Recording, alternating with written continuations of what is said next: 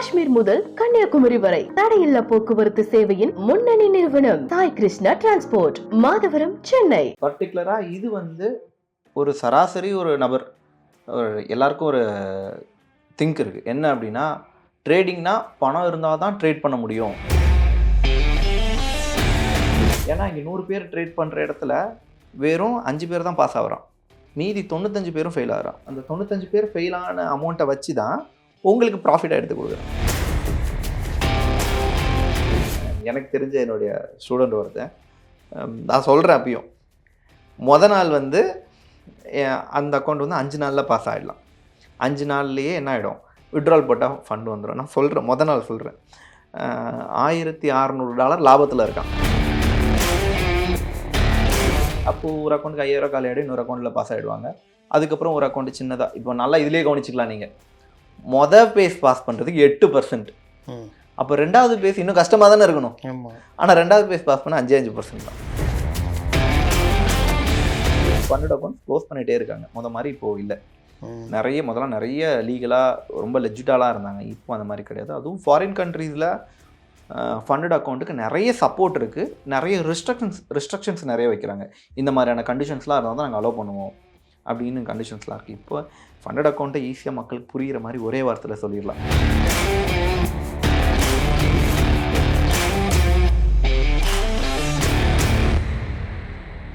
வணக்கம் நேயர்களே, பங்கு சந்தை அறிவோம் தொடர்ச்சியாக பல்வேறு விஷயங்களை பேசிட்டு வரோம். இதில் ரொம்ப ஒரு சூப்பர் ஸ்டார் அப்படின்ற மாதிரி பார்த்தா ஃபாரெக்ஸில் அந்த ட்ரேடு இது சம்மந்தமாக அதில் எந்த அளவுக்கு பொறுமை இருக்கணும், விடாமுயற்சி இருக்கணும் அப்படின்றத பற்றிலாம் நம்ம தொடர்ச்சியாக பேசணும்.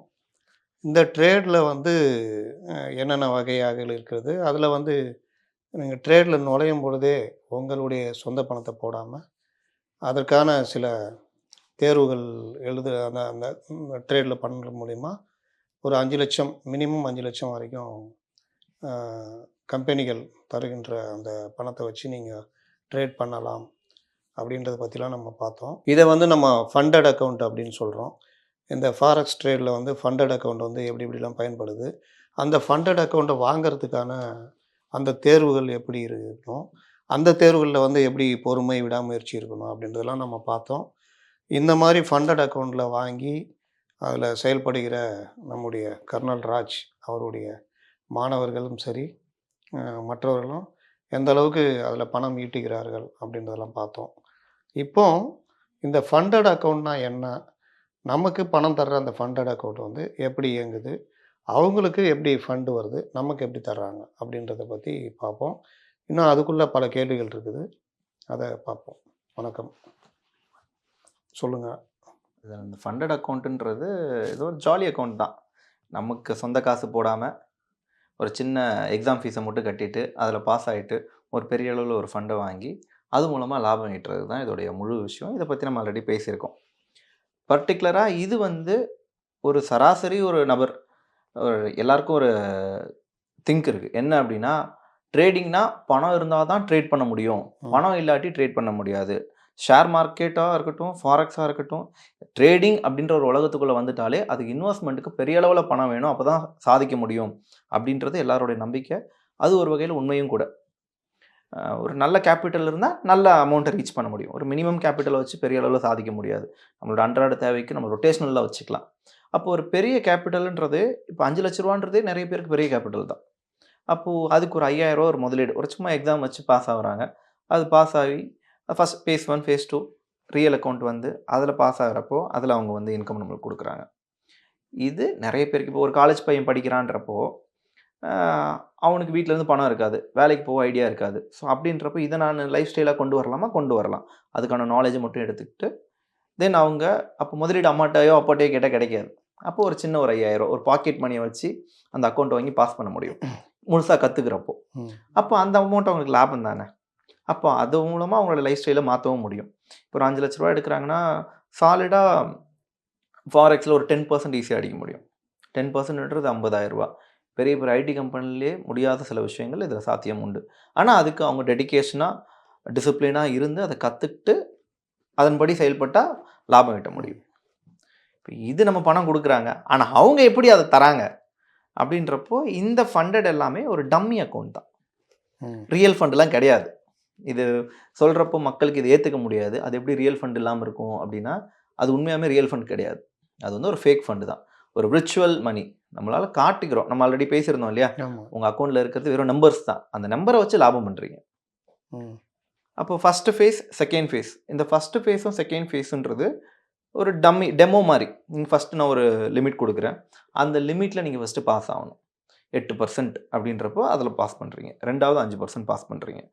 இது வந்து இந்த 8, 5%ன்றது கம்பெனிக்கு ஏற்ற மாதிரி மாற்றம் இருக்கும். ஒரு கம்பெனி 10% சொல்லியிருப்போம், சில கம்பெனி 5%ஏ போதும்னு சொல்லியிருப்பான். இதெல்லாம் ஏற்கனவே நம்ம பேசியிருக்கோம். அப்போது இந்த 8, 5 பாஸ் பண்ணுறோம்ல, இதுக்கப்புறம் தான் அவனுடைய ரியலாக இருக்குது. அப்போ ரியல் அக்கௌண்ட்டுன்னு வந்துருச்சு. உங்களை பொறுத்த வரைக்கும் ரியல் அக்கௌண்ட், ஆனால் அது வந்து ஒரு டம்மி அக்கௌண்ட் தான். அதுவும் டம்மி தான். ரியலாக அதில் நீங்கள் ட்ரேட் பண்ண மாட்டீங்க. சரி, அப்போ நான் வந்து 5,00,000 வாங்கிட்டு நான் பண்ணுறேன் ட்ரேடு. 50,000 ஒரு மாதத்துக்கு ஒரு 50,000 பார்க்குறேன்னா, அது ரியல் மணியாக வருமா வராதா? ரியல் மணி வரும்.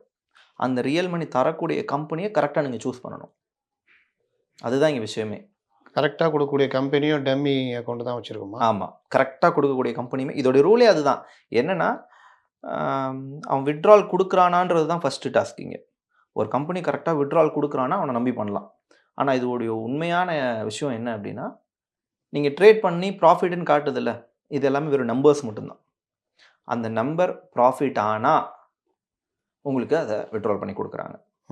பட் உண்மையாலும் நீங்கள் பண்ணுற ப்ராஃபிட் ரியலாகவே லிக்விட் ப்ரொவைடர் மூலமாக கிடைக்குதான்னு கேட்டால் கிடையாது. ஏன்னா இங்கே 100 பேர் ட்ரேட் பண்ணுற இடத்துல வெறும் 5 பேர் தான் பாஸ் ஆகுறான், மீதி 95 பேரும் ஃபெயில் ஆகிறான். அந்த 95 பேர் ஃபெயிலான அமௌண்ட்டை வச்சு தான் உங்களுக்கு ப்ராஃபிட்டாக எடுத்து கொடுக்குறான். அந்த அமௌண்ட் தான் உங்களுக்கு ப்ராஃபிட்டாக வருது. ரைட்டு. இதுதான் ஆக்சுவலாக ஃபண்டட் அக்கௌண்ட்டில் நடக்கக்கூடிய உண்மை. இதில் எல்லா கம்பெனியாலையும் தாக்கு பிடிக்க முடியறதும் இல்லை. நிறைய ஃபண்டட் அக்கௌண்ட் க்ளோஸ் பண்ணிட்டும் போயிருக்காங்க. நிறைய பேர் அக்கௌண்ட் வாங்கியிருப்பாங்க, அவங்க பாஸ் ஆகியிருப்பாங்க, அக்கௌண்ட் தந்திருக்க மாட்டாங்க. நிறைய கண்டிஷன்ஸ்லாம் வச்சு அவங்கள ஃபெயில் பண்ணியிருப்பாங்க. அதேமாதிரி அக்கௌண்ட் ட்ரேட் பண்ணி பாஸ் பண்ணி ஃபண்டு கொடுக்காமலும் இருந்திருக்காங்க. இந்த மாதிரியும் கம்பெனிஸ் இருக்குது. பட் அதை கரெக்டாக தேர்ந்தெடுக்கிறதுல தான் விஷயம் இருக்குது. அதை கரெக்டாக தேர்ந்தெடுத்து முடியுமா அப்படின்னு கேட்டால் அதுவும் கேள்விக்குறி தான். பட் அதில் ஆல்ரெடி இப்போ நாங்களாக இருக்கட்டும், இல்லாட்டி எங்களுக்கு முன்னாடி வேறு யாராவது தெரிஞ்ச நபர்கள் ட்ரேட் பண்ணி அதில் வித்ட்ரால் வந்ததுன்னா அந்த கம்பெனியே ஓகே நம்பி பண்ணலாம் அப்படின்னு நம்ம சொல்லலாம். பட் அதுவும் 100% கிடையாது. பட் ஒரு நம்பிக்கையில் தோராயமாக ஃபைன் இது வரும், வந்தால் ஜெயிக்கலாம் அப்படின்ற மாதிரி ஒரு தோராயமாக நம்ம போகலாம். இந்த ஃபண்டட் கம்பெனியும் கிட்டத்தட்ட எம்எல்எம் மாதிரியா? இல்லை, எம்எல்எம் மாதிரி கிடையாது. எம்எல்எம் மாதிரினா ஆள் சேர்த்து விடணும்ல, இங்கே ஆள் சேர்த்து விட தேவை கிடையாது. ஆள் சேர்த்து விட்டால் இது வருதா அது வருதா, இதுலேயும் சம்திங் ஆள் சேர்த்து விட்டால் ஒரு 3% 4% கமிஷன் வரும். இது எல்லா கம்பெனியும். இப்போ ஐடி கம்பெனிலே எடுத்துக்கோங்களேன், நீங்கள் ஒரு ஆளை ரெஃபர் பண்ணுறீங்கன்னா அதுக்கு உங்களுக்கு கமிஷன் வரும். ஒரு 1000 ரூபாய் எக்ஸ்ட்ரா சம்பளத்தில் சேர்த்து கொடுப்பாங்க உங்கள் ரெஃபரல் மூலயமா வந்ததுனால. இதெல்லாம் உண்டு, எல்லா கம்பெனிலையுமே இது உண்டு. ஸோ அதே மாதிரி தான் இதையும் வச்சுருக்காங்க. இந்த ஃபண்டட் அக்கௌண்ட்டுன்றது கரெக்டாக சொல்லணுன்னா, நீங்கள் ட்ரேட் பண்ணுற ஃபண்டு ரியல் ஃபண்டு கிடையாது. ரியல் ஃபண்டுன்னு கொடுக்குறதும் ரியல் ஃபண்டு கிடையாது. அதுவுமே ஒரு விர்ச்சுவல் மணி தான். நீங்கள் பாஸ் ஆனால் கிடைக்கும். சரி, இந்த கம்பெனி பற்றி நான் தெரிஞ்சுக்கணும். நான் வந்து எங்கேயும் ட்ரைனிங் எடுக்கலை, ஆனால் எனக்கு தெரியும் ட்ரேடு. அப்படின்னா எனக்கு வழிகாட்டுறதுக்கு ஏதாவது டெய்லி பேப்பர்ஸோ இல்லை இந்த மாதிரி இது சம்மந்தமான இப்போது நம்ம ஒரு கம்பெனி நல்ல கம்பெனின்னு தேர்ந்தெடுக்க என்ன பண்ணுறோம், இப்போ ஈஸியாக கூகுள் ரிவ்யூ பார்க்குறோம். ஒரு ஃபுட் எந்த ஹோட்டல்ஸ் ஃபுட்டு நல்லா இருக்கு, இதே மாதிரி ரிவ்யூ பார்க்குறதுக்குன்னு ஒரு சில வெப்சைட்ஸ்லாம் இருக்குது. அதில் போயிட்டு இந்த ரிவ்யூ ஓகே தானா, இது லெஜிட் தானான்னு பார்த்துக்கலாம். பட் அங்கேயுமே ரிவ்யூஸ் போய் பார்க்குறப்ப எனக்கு பேஅவுட்லாம் வந்திருக்குன்ற ஆரம்பத்தில் ஒரு 10 பேருக்கு பேஅவுட் கொடுத்தா என்ன பண்ணுவாங்க, அங்கே போயிட்டு எனக்கு கரெக்டாக பேஅவுட் வருது அப்படின்னு தானே அவங்களும் போட போகிறாங்க. அதை பார்த்து மக்கள் நம்ப போகிறாங்க. அகைன் ரியாலிட்டி பார்க்குறப்போ ஒரு நாள் இல்லை ஒரு நாள் அந்த கம்பெனியை அவங்க க்ளோஸ் பண்ணக்கூடிய நிலமை வருது. பட் அதனால் கரெக்டாக இந்த கம்பெனியில் இன்வெஸ்ட் பண்ணால் லாபம் வருதா, அப்போது எதில் போய் மாட்டக்கூடாதுன்னா, சிலவங்க உடனே ப்ராஃபிட் தரணும். இதுக்கு நிறைய கண்டிஷன்ஸ் இருக்குது. எந்த மாதிரினா, இன்றைக்கி நான் ரியல் அக்கௌண்ட் வச்சுட்டேன், இன்றைக்கி ரியல் அக்கௌண்ட்டில் நான் பாஸ் பண்ணிட்டேன் அப்படின்னா, சில கம்பெனி என்ன பண்ணுவாங்கன்னா, நீங்கள் பாஸ் பண்ண 30வது நாள், இன்றைக்கி நான் அக்கௌண்ட் கொடுத்துட்டேன், இன்னிலேருந்து 30 நாள் எடுத்துக்கோங்க. 30வது நாள் நீங்கள் என்ன லாபம் வச்சுருக்கீங்களோ அதை 31வது நாள் நீங்கள் விட்ரால் போட்டுக்கோங்க அப்படின்னு ஒரு சில கம்பெனி சொல்லுவாங்க. ஆக்சுவல் ஃபாரெக்ஸில் என்ன நடக்குன்னா, இன்றைக்கி என்ன லாபம் பண்ணீங்களோ இன்றைக்கி விட்ரால் போட்டால் காலைல வந்துடும். அதுதான் ஆக்சுவல் கண்டிஷன். ஆனால் இந்த மாதிரி ஃபண்டட் அக்கௌண்ட்டில் இந்த கண்டிஷன்ஸ் வச்சுருப்பாங்க. 30 நாள் நீங்கள் ட்ரேட் பண்ணிட்டு 31வது நாள் விட்ரா போடுறப்ப நீங்கள் எடுத்துக்கோங்க. சில கம்பெனி என்ன பண்ணுவாங்கன்னா, நீ இன்னைக்கு வித்ட்ரால் இன்னைக்கு நீ என்ன ப்ராஃபிட் பண்ணுறியோ அது 3 நாளில் எடுத்துக்கோ, 5 நாளில் எடுத்துக்கோ அப்படின்னு சொல்கிறப்போ அதை கொஞ்சம் யோசிக்கணும். எப்படி 5 நாளில் தர முடியும்? ஏன் தர முடியாது. ஆனால் தந்துட்டு இருக்காங்க. பட் உடனேன்றப்போ எவ்வளோக்கு அதிகமான இப்போது 30 நாள்னு எடுத்துக்கோங்களேன்.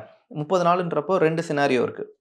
ஒரு சினாரியோ ஈஸியாக அக்கௌண்ட்டை க்ளோஸ் பண்ணிடுவாங்க. இப்போது 1ஆம் தேதி நீங்கள் ப்ராஃபிட்டாக இருப்பீங்க. ஆனால் 30ஆம் தேதி நீங்கள் ப்ராஃபிட்டாக இருப்பீங்கன்னு சொல்ல முடியாது.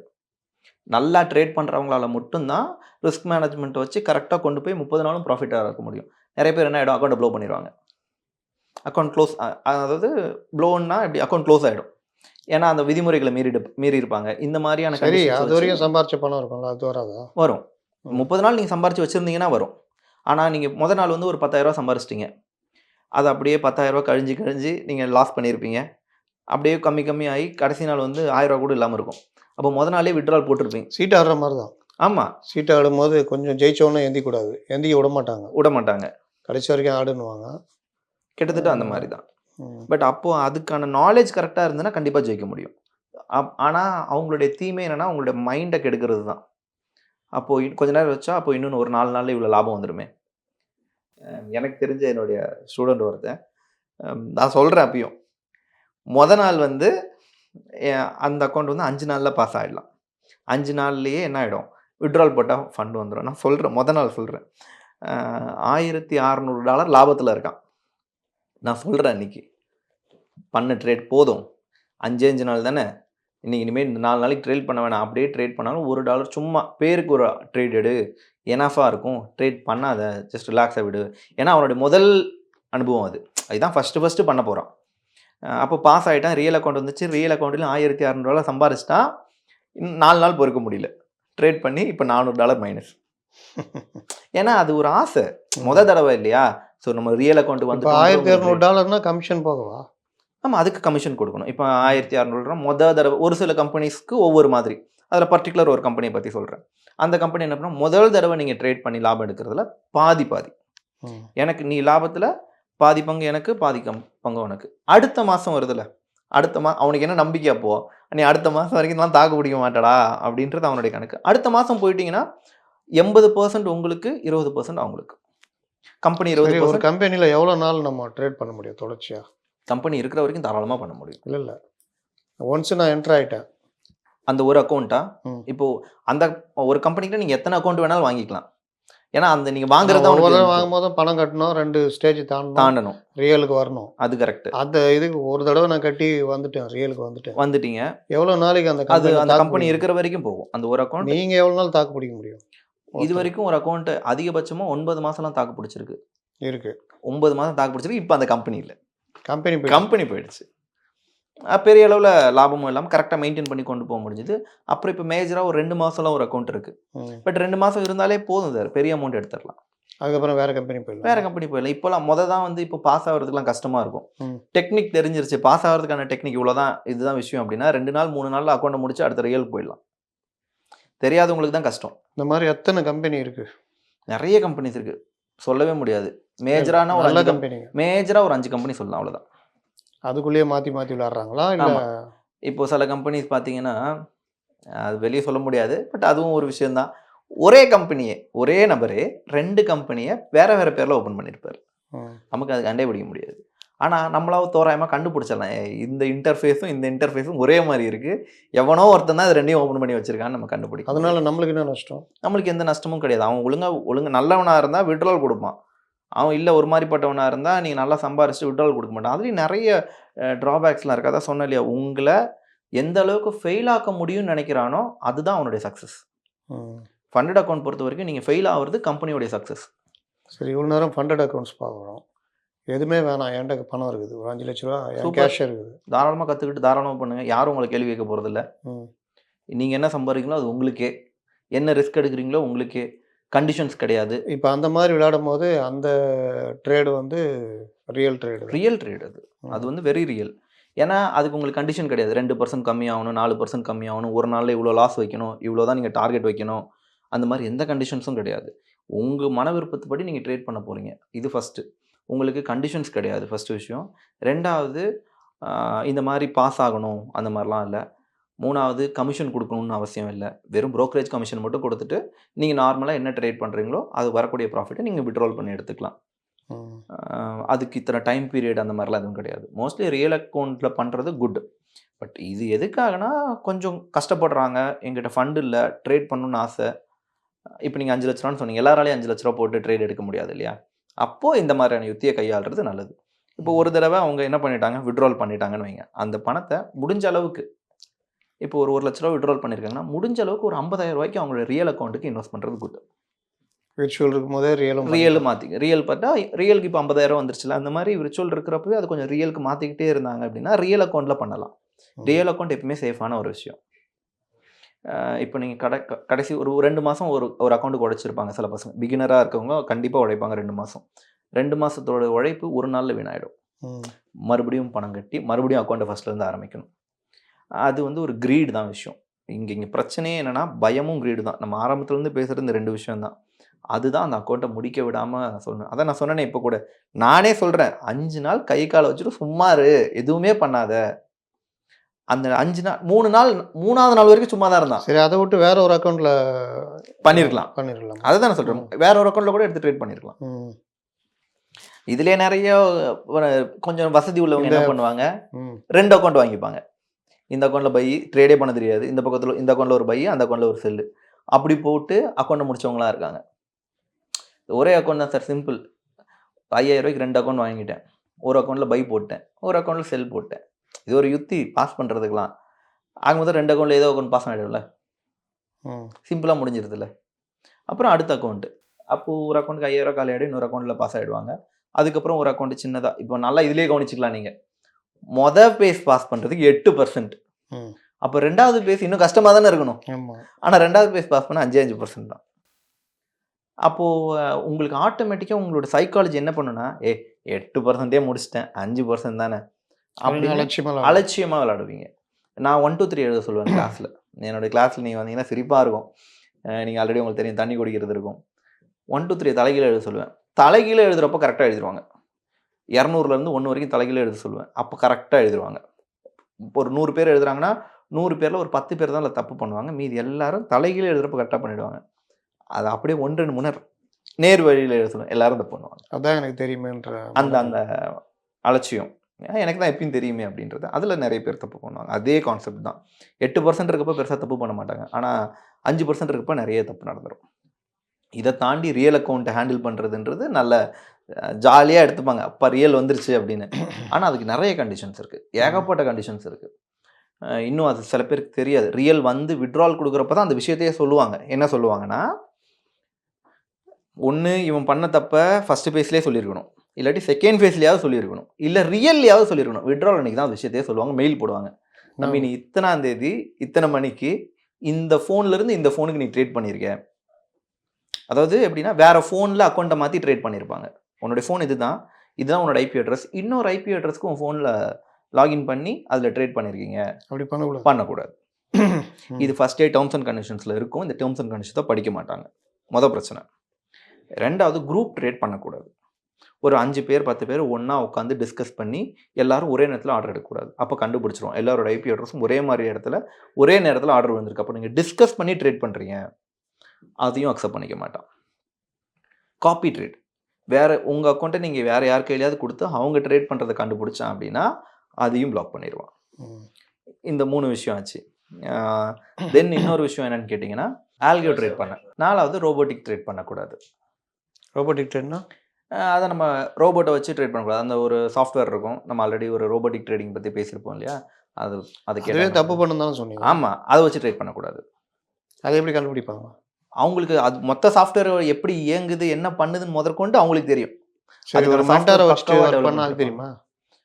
அதுக்கு தெரியாது. அந்த மாதிரி பண்ணலாம். ஒரு மென்டாரை வச்சு இந்த இடத்துல வாங்க, இந்த இடத்துல. ஆனால் மென்டார் அதுக்கு ஒத்துக்க மாட்டார்ல. சரி சரி, இதெல்லாம் ஈஸியாக அதாவது அவங்க சம்பாதிக்கக்கூடாதுன்றதுக்கு இதெல்லாம் யுக்தி. ஸோ ஆக மொத்தம் உங்களை எப்படியாவது ஒரு வகையில் கட் ஆஃப் பண்ணிடுவாங்க. இது எல்லாத்தையும் தாண்டி நீங்கள் பாஸ் பண்ணணும். அதெல்லாம் ஈஸியாக பாஸ் பண்ண முடியும். பட் இதெல்லாம் வந்து அவங்க டேர்ம்ஸ் அண்ட் கண்டிஷன்ஸில் வெரி கிளியராக சொல்லியிருப்பாங்க. அதை கரெக்டாக ஃபாலோ பண்ணணும். இதை ஃபாலோ பண்ணாமல் பண்ணி மாட்டினதும் நிறைய பேர் இருக்குது. இதுக்கெல்லாமா பண்ணுவாங்க. ஒரு அப்போ பண்ணும்போது பணம் கொடுக்கும்போது என்ன பண்ணுவாங்க? மொத்தமா தரமாட்டாங்களா? தரமாட்டாங்க. நீ இந்த தப்பு பண்ணியிருக்கன்னுவாங்க. அதனால டிஸ்குவாலிஃபை. ஆமா. என்னுடைய நண்பர் ஒருத்தர் என்னன்னா, வேற ஃபோன்ல ட்ரேட் பண்றாரு. IP address. அவருடைய ஃபோன் தான். அவருடைய ஃபோன் தான். புது ஃபோன். ஃபர்ஸ்ட்டு பழைய ஃபோன்லேருந்து புது ஃபோனுக்கு மாறுறாரு. அப்போ இந்த பிரச்சனை ஆல்ரெடி நான் கேள்விப்பட்டிருக்கேன். அப்போ நான் என்ன சொல்றேன், ஃபர்ஸ்ட்டு அந்த கம்பெனிக்காரன்ட்ட பேசு. டேய் நான் புது ஃபோன் வாங்க போறேன். வாங்குனதுக்கான பில் இது. இந்த ஃபோனுக்கு நான் மாத்த போறேன் அப்படின்னு ஃபர்ஸ்ட்டே அவங்க கிட்ட ஐபி இன்ஃபார்ம் அட்ரஸ் பண்ணிட்டேன். ஒன்று தானே? வேற ஃபோன் வருதுல்ல. இருந்தாலும் ஐபி அட்ரஸ் மேபி அது எனக்கு கரெக்ட்டா டெக்னிக்கலா எப்படின்னு தெரியல. மேபி இந்த ஃபோன்லேருந்து இந்த ஃபோனுக்கு மாறுறதுனால அக்செப்ட் பண்ணாததுனால, அவங்க இந்த ஃபோனோட பில் குடுத்துட்டு, இது நான் புதுசா வாங்குன ஃபோன். இந்த ஃபோன்லேருந்து இந்த ஃபோன்ல லாகின் பண்ணி நான் ட்ரேட் பண்ண போறேன் அப்படின்னு சொல்லிட்டா, அவங்க அக்செப்ட் பண்ணிப்பாங்க. பட் அத ஃபர்ஸ்ட்டே இன்ஃபார்ம் பண்ணணும் அவங்ககிட்ட. எல்லாத்துக்கும் அவங்களும் ஃப்ளெக்சிபிளா தான் இருப்பாங்க.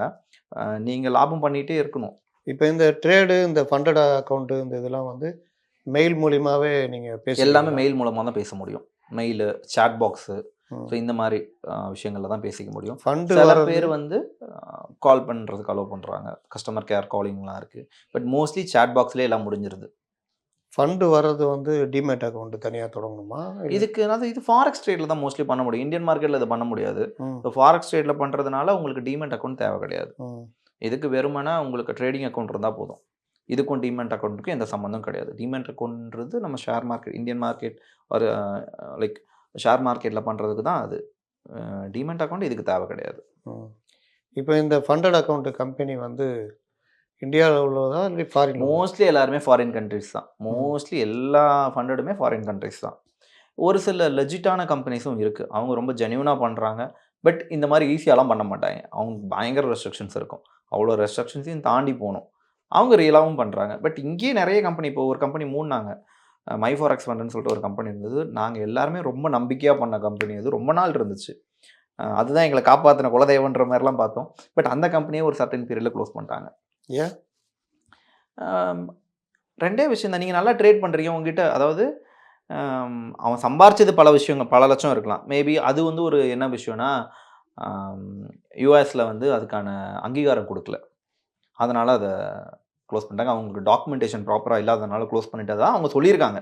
பட் உண்மையான காரணம் என்னன்னு நமக்கு தெரியாது. பல லட்சம் அடிக்கிறதுக்கு வாய்ப்பு இருக்கு. ஏன்னா, அதான் நான் மறுபடியும் சொன்ன விஷயம் தான். நம்ம தான் மேபி ஒரு அக்கவுண்ட் வாங்குறதுக்கு 5000, 10,000 செலவாகும். பெரிய அக்கவுண்ட் வாங்குறாங்கல்ல, $1,00,000, $10,00,000லாம் அக்கவுண்ட் இருக்கு. அப்போ $1,00,000 வாங்கணுன்றப்போ அவன் கட்டுற பணமே ரூ. 1,00,000 இருக்கும். மொத ஃபேஸ்லயே அவுட் ஆயிருவான். அப்போ 1,00,000 கம்பெனிக்கு லாபம். ஸோ இந்த மாரி தான். சரி, இந்த மாரி ஃபண்டட் அக்கவுண்ட் வந்து எவ்வளோ அமௌண்ட் பொரளுதுன்னு நினைக்கிறீங்க? ஃபண்டட் அக்கவுண்ட்ஸ்ல அமௌண்ட்டே இருக்காது. இந்த மக்கள் இந்த செலுத்துற வர்த்தக அமௌண்ட். இந்த ட்ரேட்ல எவ்வளோ? இதுல அவங்களுடைய இண்டிவிஜுவாலிட்டி தான். மினிமம் இப்ப நம்ம சைட்ல இருந்து சென்னையிலேருந்து நெறைய பேர் பண்றாங்க. ம். பெரிய அளவுல அங்கருந்து குடுக்குற பணம் பெரிய அளவுல தான் இருக்கும். ஏன்னா, இப்போ சிம்பிளா நீங்க ஒரு ரூ. 5,00,000 அக்கவுண்ட் வாங்கிட்டு 10% இடத்துல ஒரு பையனுக்கு ரூ. 50,000 குடுக்கணும். ஆனா, உங்களுக்கு கட்டுன பணம் வந்து ரூ. 5,000. இதுலயே ஆஃபர்லாம் வேற சம்டைம்ஸ் வரும். அம் ஒவ்வொரு ஃபெஸ்டிவலுக்கு ஆஃபர் குடுப்பாங்க. என்ன எ ஆஃபர்? ரூ. 5,000 அக்கவுண்ட் ரூ. 3,000 வாங்கிக்கோங்க. 2 அக்கவுண்ட் வாங்குனா ரூ. 2,500 ஒரு அக்கவுண்ட் தரேன். ஓ! இந்த மாரியெல்லாம் ஆஃபர்ஸ் இருக்கும். ஸோ, அத வச்சும் பர்ச்சேஸ் பண்ணிக்கிறாங்க. அது அப்படியே கோ ஆன் ஆகும். பட் ஆக மொத்தம் நீங்க வந்து அதில கன்சிஸ்டன்ஸியா இருந்து ப்ராஃபிட் பண்ண முடியும். இது வந்து நெகட்டிவான ரோல்லாம் கிடையாது. கண்டிப்பா ஏன்னா லாபம் தரான்ல. லாபம் தரலனா பரவால்ல. அவன் மூடிடுறான் அப்படின்ற பிரச்சனைலாம் இருக்கும். பட் கரெக்ட்டான கம்பெனி நீங்க சூஸ் பண்ணீங்கன்னா, அவன் என்ன பண்றான்? நீங்க எடுக்கிற ப்ராஃபிட்டுக்கு அவன் கண்டிப்பா நீங்க என்ன லாபம் எடுத்துறீங்களோ அத குடுக்குறான். ஆனா இப்போ என்ன நடக்குதுன்னா, நெறைய பேர் லாபம் பண்றாங்க. ம். மொத இருந்தத விட நெறைய பேர் ட்ரேட் தெரிய ஆரம்பிச்சிருக்கு. அதனால கொஞ்சம் ஓரளவுக்கு லாபம் பண்றாங்க. அதனால நெறைய ஃபண்டட் அக்கவுண்ட்ஸ் க்ளோஸ் பண்ணிட்டே இருக்காங்க. மொத மாரி இப்போ இல்ல. ம். முதல்ல நெறைய லீகலா ரொம்ப லெஜிட்டாலாம் இருந்தாங்க. இப்போ அந்த மாரி கிடையாது. அதுவும் ஃபாரின் கண்ட்ரீஸ்ல ஃபண்டட் அக்கவுண்ட்டுக்கு நெறைய சப்போர்ட் இருக்கு. நெறைய ரிஸ்ட்ரிக்ஷன்ஸ் நெறைய வைக்கிறாங்க. இந்த மாரியான கண்டிஷன்ஸ்லாம் இருந்தா தான் நாங்க அலோவ் பண்ணுவோம். அப்படின்னு கண்டிஷன்ஸ்லாம் இருக்கு. இப்போ ஃபண்டட் அக்கவுண்ட்ட ஈஸியா மக்களுக்கு புரியிற மாரி ஒரே வார்த்தையில சொல்லிர்லாம். நம்ம பீச்சுக்குலாம் போனோம்னா, வளையம் போடுவோம் தெரியுமா? ஆமா. அதே கதை தான். எப்படியும் உழ போறதில்ல அப்படின்னு தெரிஞ்சு தான் அத வைக்கிறது. இப்போ சில இதுக்கெல்லாம் பார்த்தீங்கன்னாலே தெரியும். பெரிய லாஸ்ட்டா இருக்கிற பெரிய பொம்மைக்கு அந்த வளையத்துக்கு கூட பெருசா இருக்கும் பொம்மை. ஆமா. ஆனா வளையம் உள்ள விழணும்பாங்க. எப்படி விழவே விழாது. அதே கணக்கு தான். அதில எப்படி அவங்க லாபம் பார்க்குறாங்களோ, அதே மாரி தான் ஃபண்டட் அக்கவுண்ட்லயும் லாபம் பார்க்குறாங்க. எப்படியும் பாஸ் பண்ண முடியாது இவங்களால அப்படின்னு தெரிஞ்சு தான் அந்த அக்கவுண்டே ரெடி பண்ணி குடுக்குறாங்க. இப்ப இந்த மாரி வர்ற பணத்த வந்து எப்படி நீங்க ரிசீவ் பண்ணுவீங்க? அக்கவுண்ட். நார்மல் நம்மளுக்கு அவங்க குடுக்குற அமௌண்ட்ட வந்து யூஎஸ்டிடியாக கொடுப்பாங்க, கிரிப்டோ கரன்சியாக கொடுப்பாங்க. நீங்கள் அதிலேருந்து மாற்றிக்கணும். அதை மாற்றுறப்போ வேறு வழியே கிடையாது, 30% டேக்ஸ் கட்டணும். அங்கே கமிஷனு, இங்கே 30% டேக்ஸ். ஆமாம், ஜிஎஸ்டி அந்த மாதிரி எல்லா விஷயங்களுமே உண்டு. உங்களுடைய இதே நீங்கள் அப்புறம் அதிலேருந்து டேக்ஸ் கட்டி வரப்போ உங்களுடைய கணக்கெடுப்பு என்னென்ன இது எல்லாத்தையுமே நீங்கள் கரெக்டாக காட்டி தான் ஆகணும். இல்லை இல்லை, நான் கேட்குறது ₹1,00,000 வருது, அவனுக்கு கமிஷனு 20%? ஆமாம், ஓ அங்கே அவன் எடுக்கிறத கேட்குறீங்க. ஆமாம், அவன் 20% எடுத்துப்பான். ₹80,000 வருது. ஆமாம், இப்போ ஒரு கம்பெனி பாதி பாதி கேட்குறான்ல, சில கம்பெனிஸ் வெறும் 95% உங்களுக்கு கொடுத்துட்டு 5% மட்டும் அவன் எடுத்துக்கிற கம்பெனி தான் இருக்குது. மொத தடவையே இந்த பாதி பாதின்றதெல்லாம் இல்லாமல் அந்த மாதிரி எடுக்கிற கம்பெனிஸும் இருக்காங்க. இப்போ ஒரு ₹90,000 வருது. இங்கே வந்தால் 9, 3, 27,000 ஜிஎஸ்டி கட்டிட்டு, ஐ மீன் ஆமாம், டேக்ஸ் கட்டிட்டு நீங்கள் அழகாக நீங்கள் எடுத்துக்க வேண்டியதான். ஜிஎஸ்டி வருமா அதில்? இதுக்கு வந்து நம்ம டேக்ஸ் பே பண்ணி தான் வந்துடுறது. ஏன்னா இது டைரக்ட் அமௌண்ட்டாக தான் நம்ம இருக்குது. ஸோ அதனால் இது ஆர்டினரி அக்கௌண்ட்டு தான். இது வந்து ஆர்டினரி டிமேட் அக்கௌண்ட். டிமேட் அக்கௌண்ட்லாம் இதுக்கு கிடையாது. ஆனால் கரெக்டாக கணக்கு காட்டியிருக்கணும். இது வந்து யூஎஸ்டிடியாக இருந்து ஐஎன்ஆராக கன்வெர்ட் ஆகிருக்கு அப்படின்றத கரெக்டாக காட்டியிருக்கணும். இது மூலமாக வந்த வருமானன்றதை கரெக்டாக காட்டணும். இதில் சட்டமீறல் என்ன இருக்குது? சட்டமீறல்ன்றது நீங்கள் டேக்ஸ் கட்டலைன்னா அது சட்டமீறல் தான். டேக்ஸ் வரும்போது அவங்க பிடிச்சிருவாங்களா, இல்லை நம்ம தான்? நீங்கள் தான் பண்ணணும். எல்லா இடத்துலையுமே அப்படி தான், நீங்கள் தான் பண்ணணும். அதை கரெக்டான வேலை அதை காட்டிக்கணும். இது எப்படி வந்திருக்கு, ஏன்னா இது வந்து நீங்கள் முதலீடு பண்ணது ₹5,000 வரப்போகிறது இவ்வளோ வருதுன்னா அது எப்படி வரும்ன்றது கவர்மெண்ட்டுக்கு கரெக்டாக புரிய வைக்கணும். அதை கரெக்டாக புரிய வைக்கிறது உங்களுடைய வேலை. அது கரெக்டாக இருந்துச்சுன்னா உங்களுக்கு எந்த டிஸ்டர்பன்ஸும் கிடையாது. இவ்வளோ நேரம் இந்த ஃபண்டட் அக்கௌண்ட்டு, அதற்கு பின்னாடி இருக்கிற விஷயங்கள் எப்படி சேஃப்டியாக பண்ணலாம் அப்படின்றத பற்றி சொன்னீங்க. அடுத்து வர நிகழ்வில் நம்ம தொடர்ந்து பார்ப்போம். ஓகே.